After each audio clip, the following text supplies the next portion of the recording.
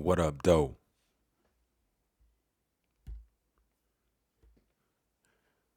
World History Encyclopedia. Observatories in the Scientific Revolution. Mark Cartwright. The foundation of observatories during the Scientific Revolution, 1500 to 1700, followed a process of evolution from entirely independent observatories operated by a single astronomer to private observatories which received state or private funding to observatories which were entirely state run institutions. The latter category became permanent features of a nation's scientific endeavors across the globe. Um, across the globe. And most still continue their work today. The purpose of observatories. Observatories were present in the ancient world and in the Middle Ages in the Muslim world. All that was needed was a stable platform open to the skies. Another useful provision was a north-south wall where a mural quadrant could be drawn or painted.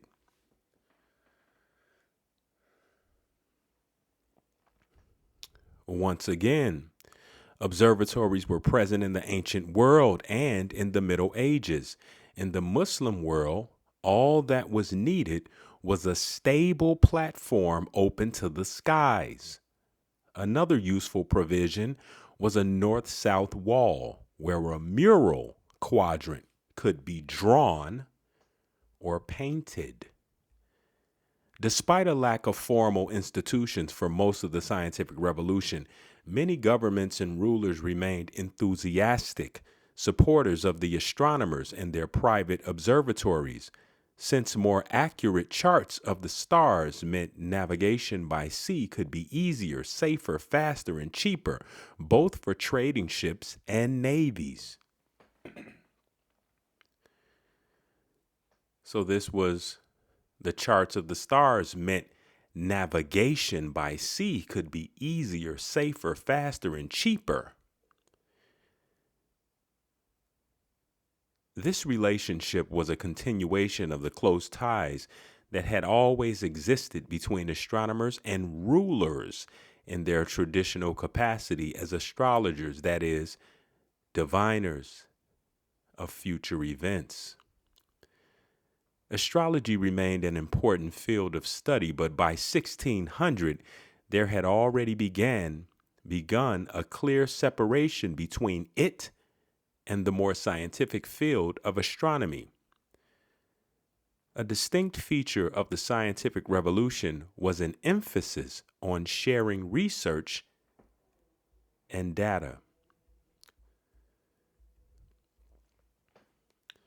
This increase in knowledge not only transformed cartography, but also revolutionized thinking, as many age-old theories of natural philosophy concerning the Earth's relation to the sun, moon, and other heavenly bodies were overturned and replaced by a whole new vision of the universe and humanity's place in it.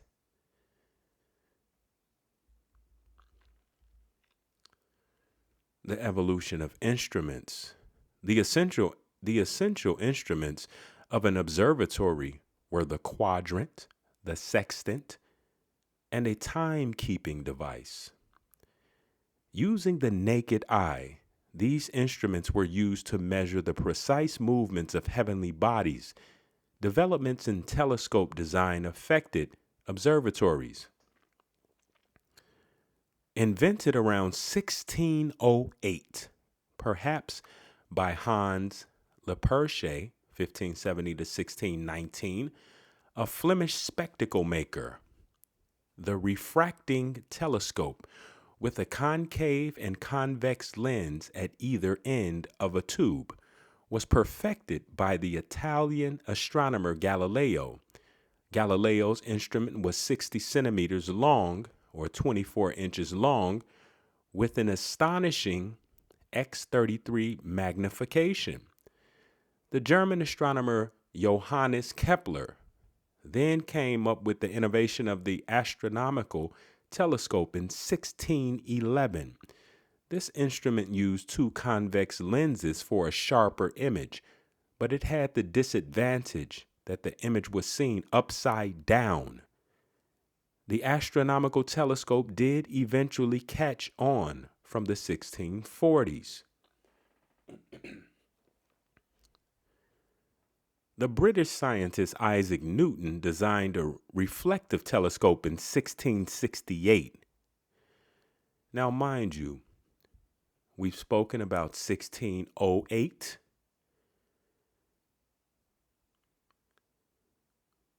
We've spoken about Galileo, who was from 1564 to 1642. Kepler. We're speaking on Isaac Newton, presently in 1668. So mind you, these new things that you're hearing, these findings, how was it before these findings?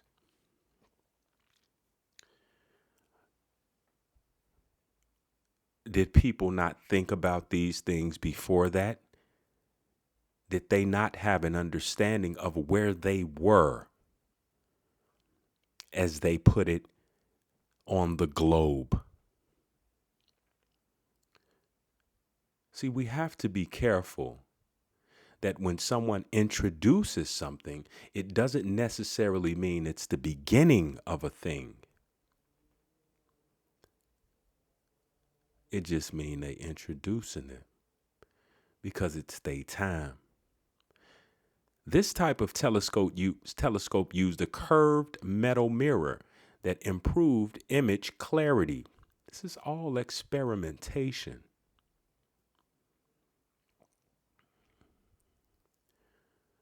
Just like how you were experimented on.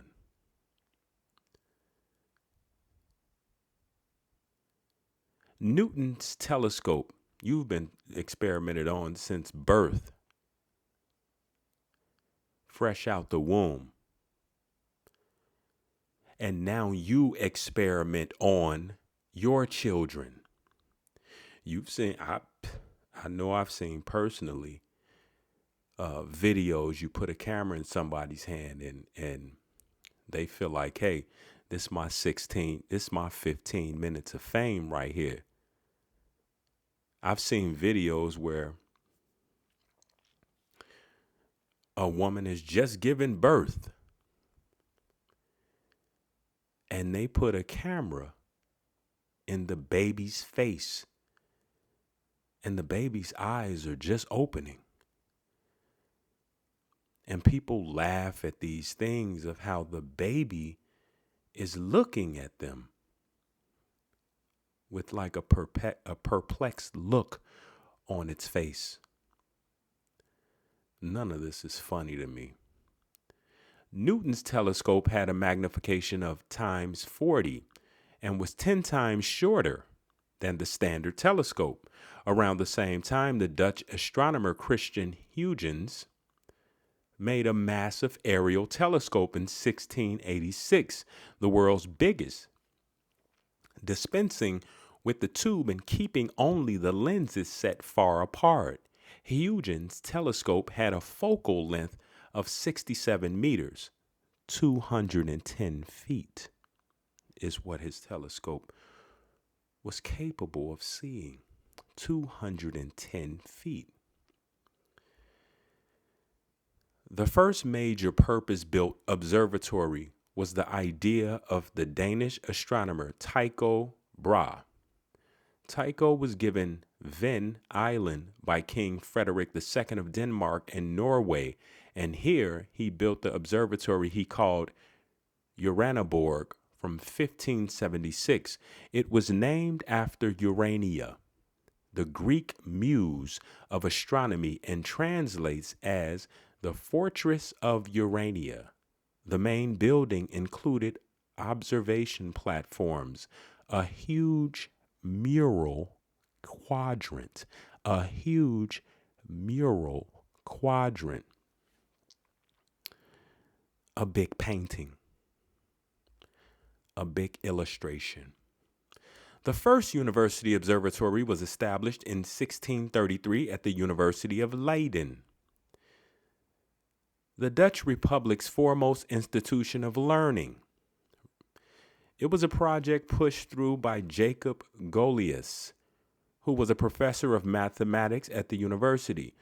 Although only set up on the university's roof, it did boast a massive 7-foot high quadrant. Edmund Halley, who became the first globe-trotting scientist, Halley sailed to the island of St. Helena in South Atlantic, arriving there in 1677.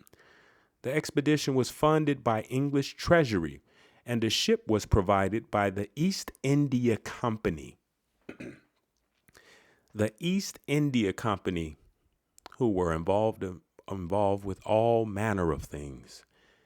Tiny volcanic St. Helena, then owned by the EIC, East India Company, was the only British-held territory in the Southern Hemisphere.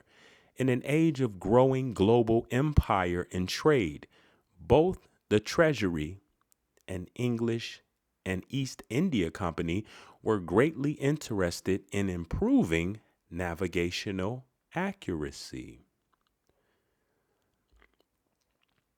Halley established an observatory on St. Helena and proceeded to take observations over a period of 2 months. The island's notorious ability to attract cloud cover did not help, but enough readings were taken so that Halley could make the first chart of the stars of the southern hemisphere based on observations made via telescope. The chart set the position of 341 stars. Remember the quadrants and murals. State-backed observatories had the advantage of greater funding, but there was the necessity for astronomers to come up with work of practical use to the state. But there was the necessity for astronomers to come up with work of practical use to the state.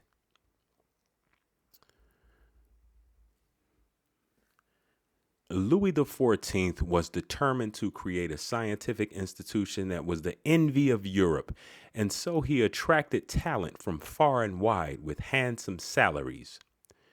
One example was the comparison of readings on the parallax of Mars with John Ricker, who was based across the Atlantic in Cayenne in French Guiana. The Paris Observatory regularly sent out astronomers to take readings in far-flung places such as French Canada, the northern coast of South America, and the western coast of Africa. The Paris Observatory included on its staff some notable innovators and discoverers. Cassini famously identified the spaces in the rings of Saturn, called today Cassini's division. He was the first to spot another 4 moons of Jupiter. Galileo had spotted the first 4, and he calculated more accurately than ever, the distance between the sun and the earth, 87 million miles. Understand, he's calculating these things with telescopes that reach 214 feet. He calculated more accurately than ever the distance between the sun and earth, 87 million miles.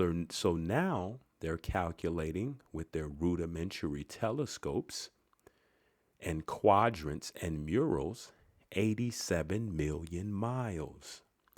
I can't even conceive 87 million miles. How did they? What? They were mathematicians? They were men. Charles II of England, no doubt with his eyes on Louis XIV's success in Paris, funded his own institution in Greenwich. Remember, they wanted something that was practical.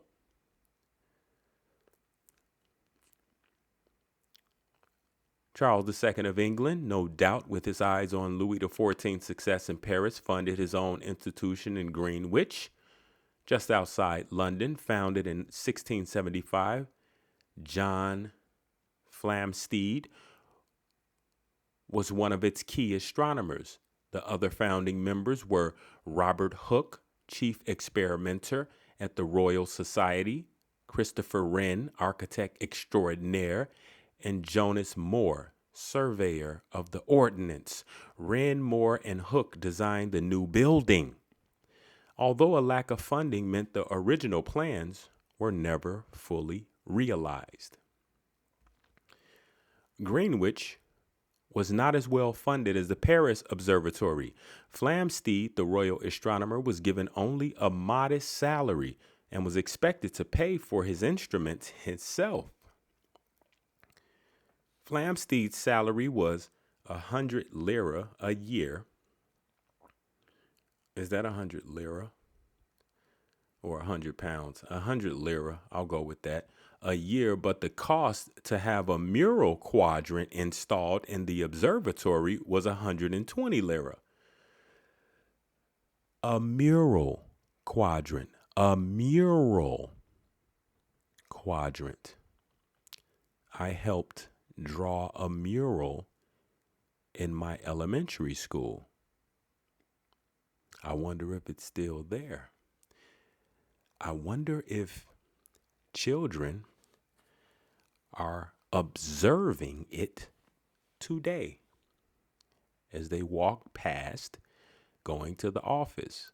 Government grants to pay for equipment, in contrast, became entirely dependent on the scientists finding information useful for navigation, particularly creating astronomical charts that might allow navigators to accurately measure their longitude.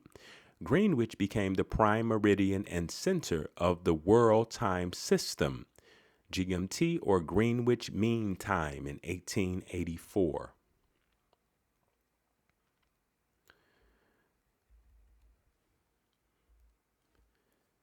Then, beyond the imagination of the astronomers of the scientific revolution, whole new worlds became observable at the end of the 20th century, when observatories, most famously the Hubble telescope, were moved into space itself.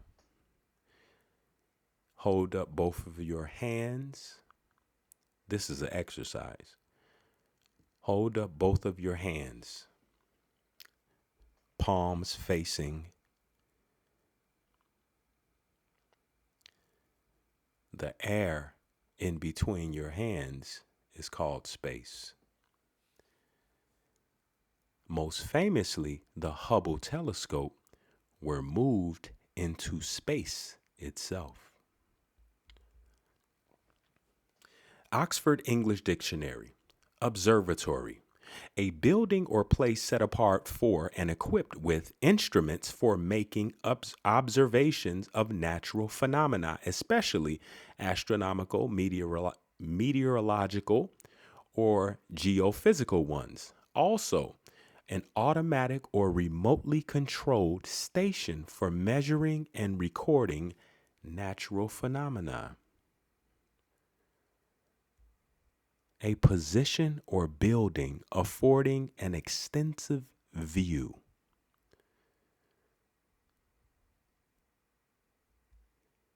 Satellite observatory, an artificial satellite equipped with instruments for making astronomical observations.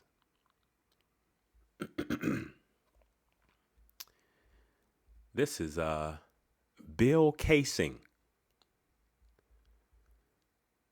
Casing, now 81, in 2003, wrote the book We Never Went to the Moon in 1974. He worked at Rocketdyne, a major aerospace contractor from 1957 until 1963. He worked for Rocketdyne as a cataloger of the technical publication, and that was as close as he ever got to NASA. Rocketdyne manufactured the main engines for the Saturn spacecraft. Casing left Rocketdyne in 1963 before they started work on the Apollo project.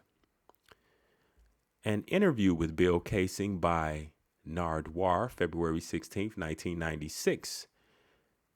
How much space stuff since 1959 has been real?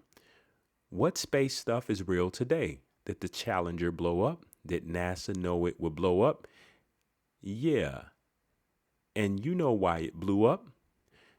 Because Christa McAuliffe, the only civilian and only woman aboard, refused to go along with the lie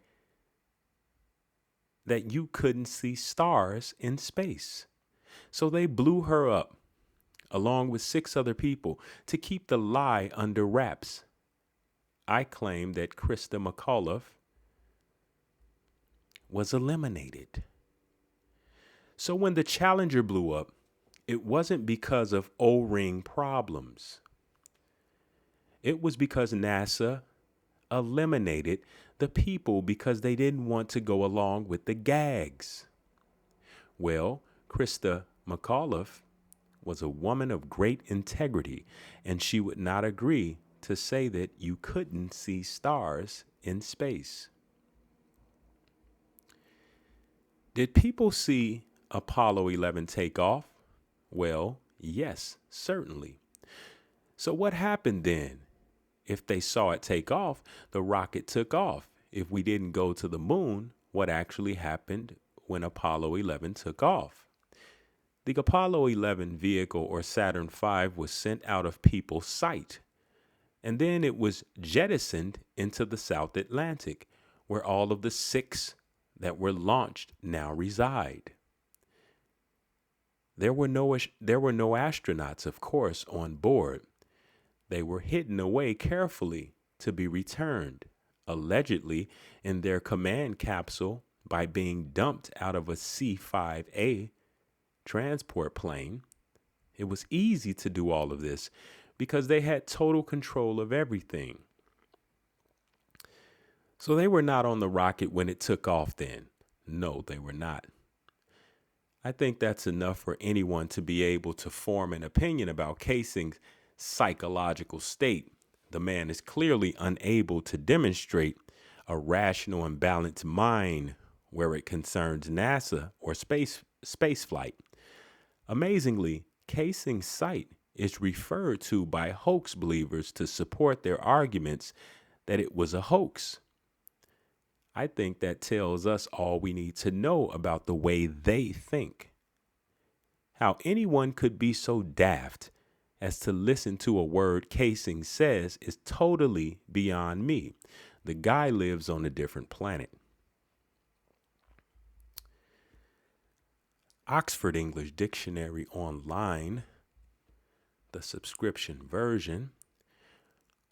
Moon, M-O-O-N, moon. The moon regarded as typifying a place or thing that it is impossible to reach, influence, or attain. The moon regarded as typifying a place or thing that it is impossible to reach, influence, or attain. A globe-shaped gaslight. From 1385. A globe-shaped gaslight.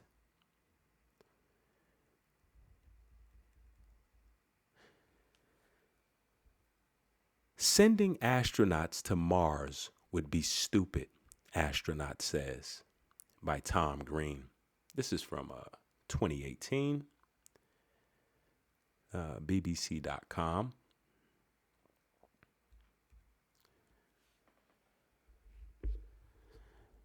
Bill Anders, lunar module pilot of Apollo 8, the first human spaceflight to leave Earth's orbit, said sending crews to Mars was almost ridiculous. NASA is currently planning new human missions to the moon. What's the imperative? What's pushing us to go to Mars? He said, adding, I don't think the public is that interested. In a statement, NASA said it was leading a sustainable return to the moon, which will help prepare us to send astronauts to Mars. In December 1968, Anders, along with crewmates Frank Borman and Jim Lovell, lifted off from Cape Canaveral in Florida atop a Saturn V before completing 10 orbits around the moon. Remember, 10 orbits around the moon. And here on Oxford English Dictionary, it says the moon is a globe-shaped gas light.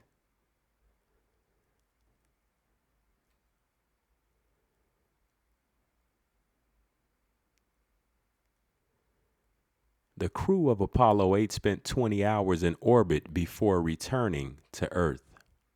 Returning to Earth after completing 10 orbits around the gas light. NASA couldn't get to the moon today. They're so ossified. NASA has turned into a jobs program. Many of the centers are mainly interested in keeping busy, and you don't see the public support other than they get the workers their pay and their congressmen get reelected. I think the space shuttle was a serious error. It hardly did anything except have an exciting launch, but it never lived up to its promise, he said. I think NASA's lucky to have what they've got, which is still hard in my mind to justify. I'm not a very popular guy at NASA for saying that, but that's what I think, he explained. But asked about the plans of SpaceX founder Elon Musk and Amazon boss Jeff Bezos, who have both talked of launching private missions to Mars, Borman is less complimentary. I do think there's a lot of hype about Mars that is nonsense. Musk and Bezos, they're talking about putting colonies on Mars. That's nonsense. Oxford English Dictionary. Plain, Plain, plain. A flat or level thing. A flat or level thing. A broad tract of land which is comparatively flat, an expanse of level ground. Terrain of this kind.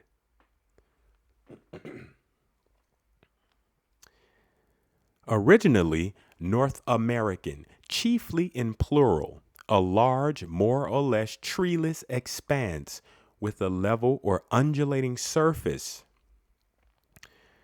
Grasslands, prairie, inform plains, the Great Plains, a vast area to the east of the Rocky Mountains in North America, one of the major areas of indigenous culture. So they say.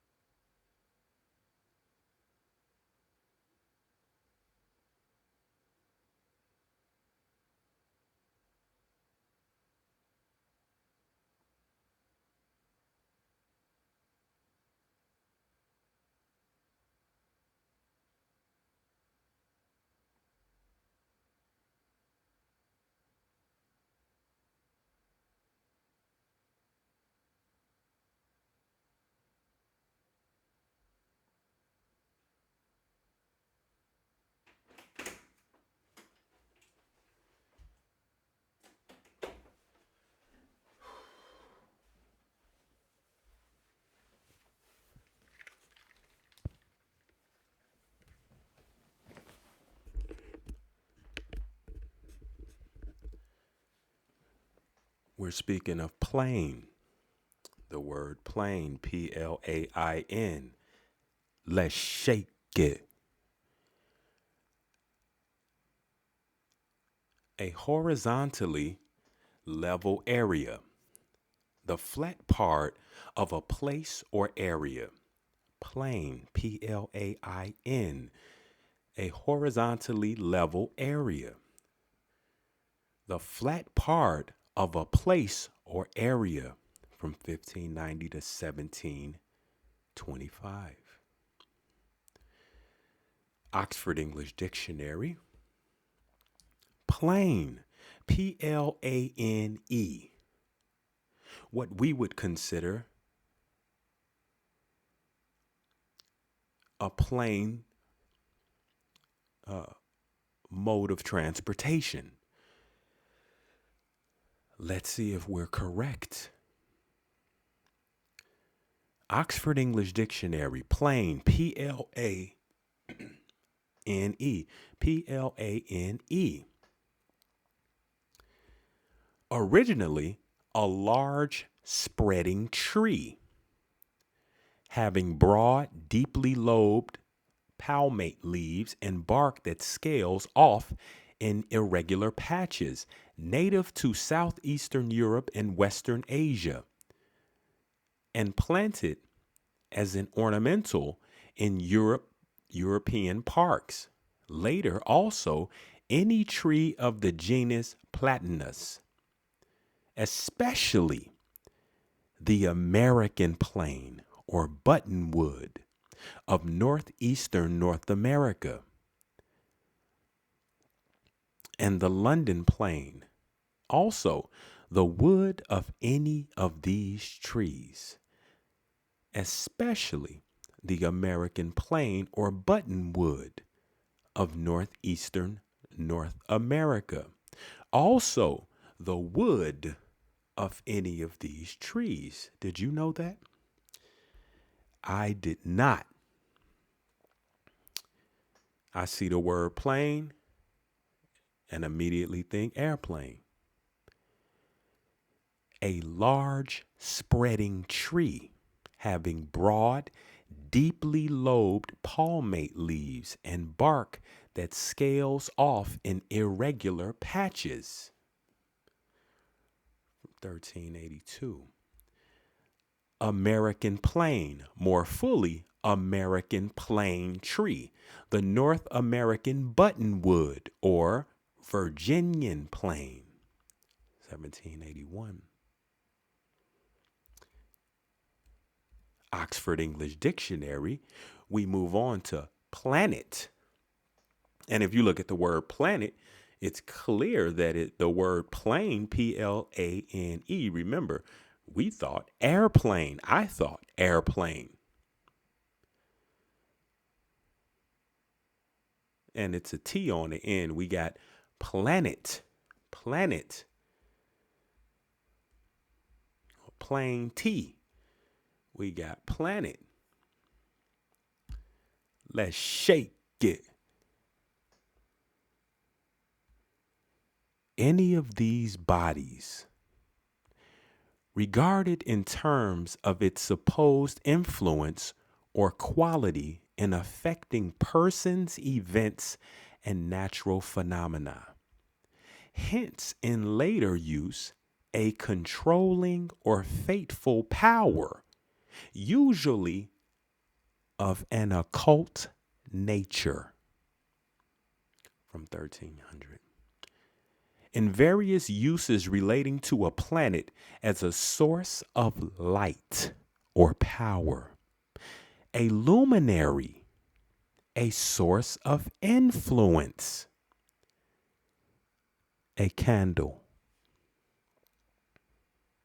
We're talking planet here. Oxford English Dictionary. Observe. A verbal observation, a remark, a division of a sermon.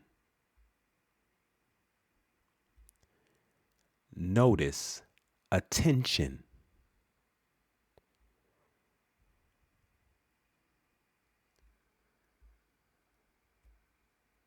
notice, attention.